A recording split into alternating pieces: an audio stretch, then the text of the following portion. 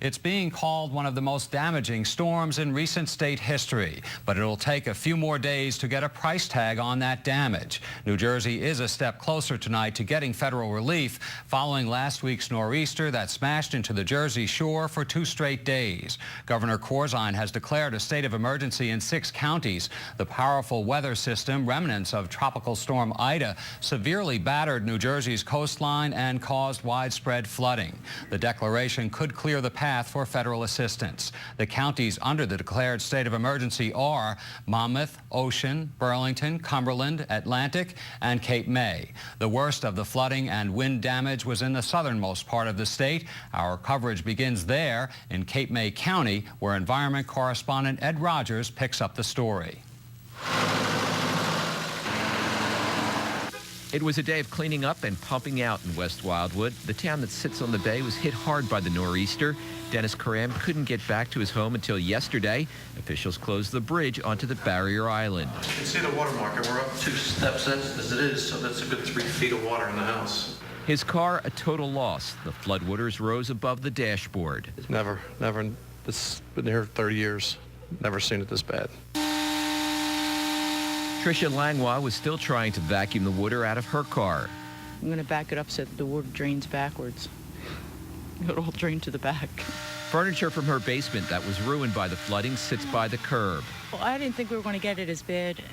You know what I mean? They weren't calling for it as bad as we got. It was supposed to be minor tidal flooding. So if you're up on a curb, usually you're good. But we got more than that. Every time the high tide hit over a 3-day period, water from the back bay spilled over this bulkhead, carrying grass, mud, and other debris into the town. Some residents even used the term wet Wildwood to describe their town. Joan Kolb was able to ride out the storm in her home. It got all the way up to this top step. Even those whose homes weren't damaged are left with floating debris and mud from the bay that they are still washing down. In addition to waterlogged furniture, piles of seagrass were a common sight. Insurance company inspectors were on hand to assess damage to individual properties, while town officials took photos of the aftermath. County emergency management officials are still tallying up the costs. When we began the process, predictably, we indicated this was probably going to be one of the 5 worst storms that we've ever experienced in the history of Cape May County. As we're going through the preliminary damage assessment process today, and we've not concluded yet, we're finding that assessment to be correct. Tomorrow, federal emergency management officials are expected to begin assessing the damage as New Jersey seeks federal relief from the storm. Farther up the coast, the nor'easter also left trails of damage. Jerry Henry has more from Ocean County. In Beach Haven, Long Beach Island, sightseers stroll the beaches, some in disbelief of damage to the dunes.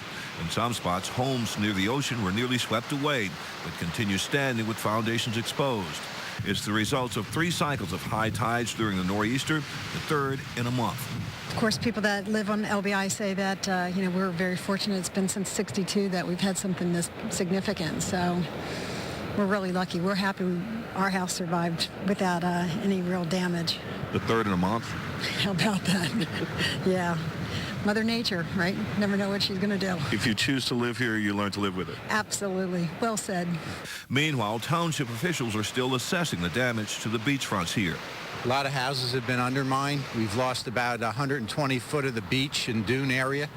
And there's usually the Public Works Department will come down here and push sand up at these street ends, but there's not really much to push.